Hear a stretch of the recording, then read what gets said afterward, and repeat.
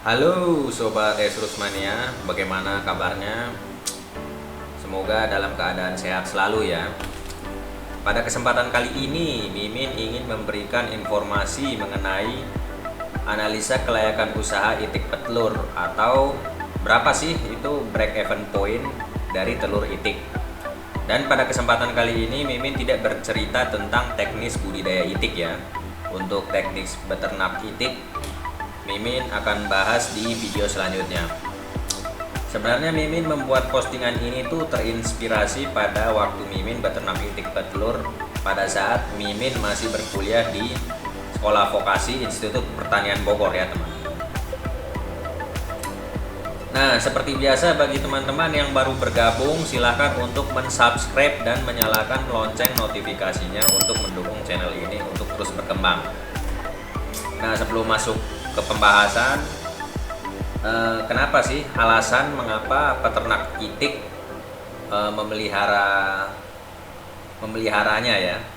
Alasannya mengapa peternak memelihara itik itu adalah untuk diambil telurnya atau diambil dagingnya ya.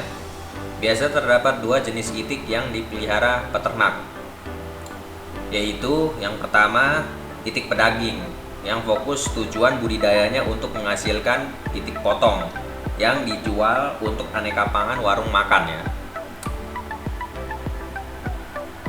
Nah, yang kedua yaitu itik petelur, yaitu itik yang dipelihara dengan fokus utamanya yaitu produksi telur. Dan biasanya telur dari itik ini ada yang diolah menjadi telur asin. Nah, yang selanjutnya yaitu apa sih urgensi dari memelihara itik, yaitu untuk memanfaatkan pakan alami yang terdapat pada sawah atau lahan becek ya teman-teman. Jadi kalau misalnya teman-teman punya lahannya cukup luas gitu, nah itu teman-teman mungkin bisa mempertimbangkan untuk memilih usaha peternakan itik ya.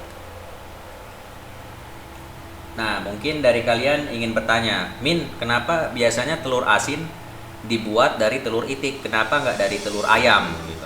Nah, dilansir dari berbagai sumber, alasan mengapa telur bebek kerap dijadikan sebagai telur asin adalah karena jenis telur tersebut memiliki pori-pori yang besar, sehingga ketika diasinkan menjadi tidak amis dan daya simpannya juga lebih lama. Akan tetapi, tidak memungkinkan telur ayam juga bisa, namun kurang bagus hasilnya kalau dibandingkan dengan telur itik ya teman-teman. Nah baik, langsung saja kita masuk ke pembahasan. Seperti biasa ya, sebelum kita mengkalkulasikan perhitungan analisa biaya produksi telur itik, terlebih dahulu kita harus memiliki data performa dari strain itik yang ingin dibudidayakan ya guys. Nah, di sini Mimin sudah mempunyai contoh untuk salah satu strain itik petelur.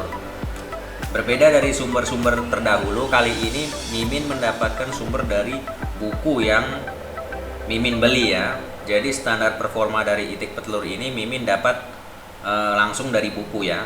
Nah, mungkin bagi teman-teman sekalian yang ingin membeli bukunya, bisa langsung check out melalui link di bawah deskripsi ya. Nah baik, langsung saja kita buka ya bukunya. Nah ini dia datanya. Ini yang nantinya menjadi tolak ukur perhitungan analisa biaya produksi telur itik. Karena seperti yang kita ketahui bersama, harga pakan merupakan salah satu variabel cost-nya ya. Nah di sini kita sudah mengetahui feed intake dari itik petelur ya, kita bisa lihat salah satu variabel cost-nya sudah kita ketahui gitu.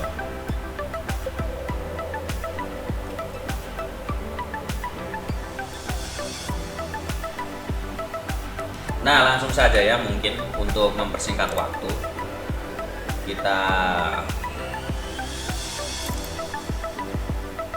kita masuk saja ke kalkulasi perhitungannya. Nah ini data standar yang Mimin udah rangkum ke dalam Microsoft Excel, dan dibuat kalkulasi perhitungan analisa biayanya, mulai dari standar produksi, dek apa DD ya, atau biasanya disebut duck day, begitu, duck day. Biasanya kalau di ayam hen day kan, kalau di itik duck day ya teman-teman. Terus mortalitas normal, produksi kumulatif, beserta kalkulasi harga-harganya gitu. Nah, terus apa lagi ya di sini? Modal feed and duck. Ini maksudnya modal bibit itik dan modal pakannya ya teman-teman. Kita bisa lihat. Nah, dari kalkulasi ini yang nantinya menjadi acuan berapa sih break even point dari biaya produksi telur itik gitu. Nah, di sini kita bisa lihat konsumsi pakan dari umur 1 hari sampai satu siklus periode, yaitu 700 hari ya, hampir 2 tahunan berarti itik petelur itu dipelihara ya. Ini dengan asumsi harga telur itik per 1 kilo itu 35.000 ya. Nggak tahu, mungkin di tempat teman-teman sekalian harga telur itik itu berbeda ya. Nah, sedangkan untuk harga daily old duck-nya itu sendiri 13.000 ya. Nah, mungkin dari teman-teman ada yang bertanya, kenapa Min harga daily old duck itu harganya 2 kali lipat dari daily old duck yang pedaging? Nah, karena kita tahu ya, dari penetasan hatching egg parent stock dari itik tersebut, peluang untuk mendapatkan daily old duck betina itu 50% ya teman-teman. Yang jantan itu biasanya dijual oleh pihak marketing sebagai DOD pedaging gitu. Nah, itu dia teman-teman alasan kenapa DOD itik telur itu harganya 2 kali lipat daripada DOD itik pejantan. Nah, dengan asumsi kita misalnya kita pelihara di sini 500 ekor ya. Berarti estimasinya itu kalau kita beternaknya, misalnya kita perhitungan laba bersihnya itu per bulan, kita bisa mendapatkan sekitar 8 juta ya. Tapi ini koreksi apabila misalnya teman-teman yang punya pengalaman atau yang beternak itik di rumah, apakah benar itu hasilnya sampai segitu ya. Nah, dari ini ada 2 komponen penyusun keuntungan. Yang pertama itu dari jualan itik akhirnya ketika sudah tidak produksi telur, dipotong. Nah, yang kedua itu dari telur itiknya itu sendiri ya teman-teman, telur itik yang dijual. Nah, ini kita bisa lihat dari semenjak itik itu mulai produksi, itu rataan untuk pakannya sekitar 60 gram per ekor ya, feed intake-nya itu sekitar 50 gram lebih boros dibandingkan dengan ayam petelur ya. Makanya kalau kita lihat di sini, FCR untuk menghasilkan telur itik itu sekitar 2,8 sampai 3,5 ya di umur 22 minggu sampai dengan umur 66 minggu. Selisih hampir 2 kali lipatnya dari FCR ayam ras petelur ya. Dengan acuan itu tadi feed intake per ekor per hari ya, sekitar kurang lebih 160 gram per ekor per hari. Nah, ini untuk kebutuhan nutrisinya bisa kita lihat ya. Nah, mungkin bagi teman-teman yang belum tahu caranya meracik pakan, mungkin bisa langsung OTW ke link deskripsi di bawah. Saya sudah siapkan linknya. Itu bagaimana caranya meracik pakan dengan menggunakan aplikasi WinFeed metode stokastik ya. Nah, kembali lagi ke materinya. Jadi untuk menyetok kebutuhan pakan ini teman-teman bisa tinggal mengkalkulasikannya saja. Misalnya pakan starter itu butuhnya berapa ya sih? Nah, pakan starter misalnya umur 8 minggu ke bawah, misalnya 8 dikali 7 berapa ya teman-teman? Misalkan sampai umur 56 hari ya, Berarti tinggal hitung saja, misalnya 4,7 kilo untuk setiap satu ekor dikali sekian banyak yang mau dipelihara gitu. Nah ini teman-teman bisa kalkulasikan aja sendiri. Nah fase darah, terus itu dari umur berapa tinggal kalkulasikan aja, misalnya sekian kilo dikurangi tadi 4,7, nah itu kebutuhan pakan untuk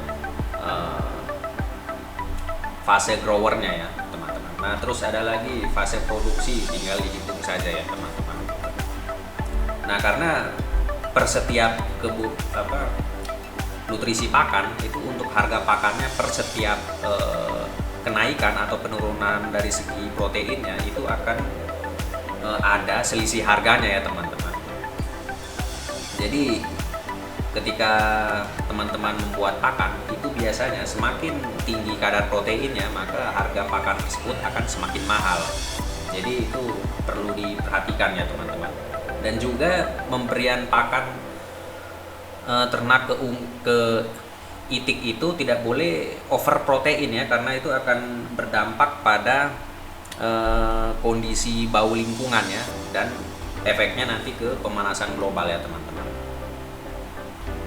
Nah ini untuk analisa, misalnya kita harga pakan rataannya untuk mempersingkat waktu kita asumsikan 5.700 ya, 5.700 per kilo, dengan asumsi harga telur itik per kilonya itu 35.000, harga DOD nya sekian 13.000, terus kita memeliharanya asumsinya 500 ekor.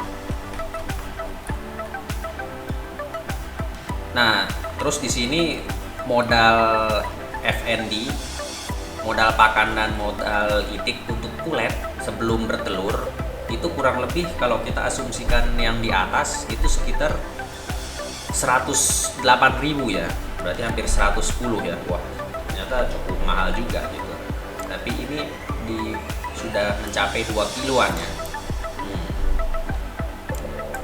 Kira-kira kalau itik petelur ya jelas beda lagi ya, karena itik petelur itu maksudnya itik pedaging itu pemeliharaannya singkat ya, dan FCR bobotnya itu tidak terlalu besar, sama seperti FCR telur ya, yang tadi saya sudah jelaskan gitu.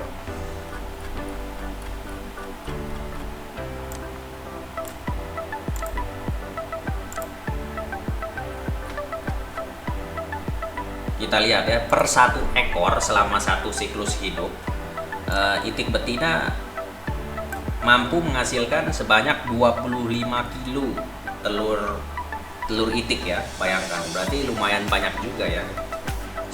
Itu dengan asumsi umur akhirnya itu sekitar 700 hari ya teman-teman, berarti lumayan banyak juga ya.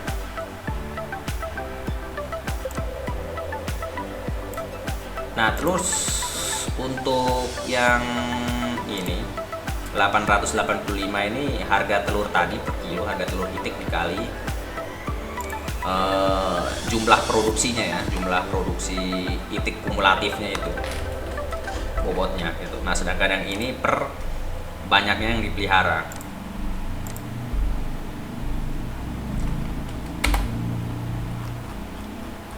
Bayangkan dengan asumsi-asumsi di atas, pemeliharaan itik petelur ini mencapai break even point-nya pada saat pemeliharaan umur 255 hari. Wah, berarti sekitar berapa minggu itu 255? Sekitar 8,5 bulan ya baru bisa break even point. Kurang dari 8,5 berarti itu belum mencapai titik impas ya. Begitu. Oke, baik, mungkin sekian video yang Mimin bisa sampaikan pada kesempatan kali ini. Semoga videonya bermanfaat untuk kita semua. Kira-kira kedepannya Mimin bakal bahas tutorial tentang apa lagi ya? Tolong dong komentar kalian di bawah.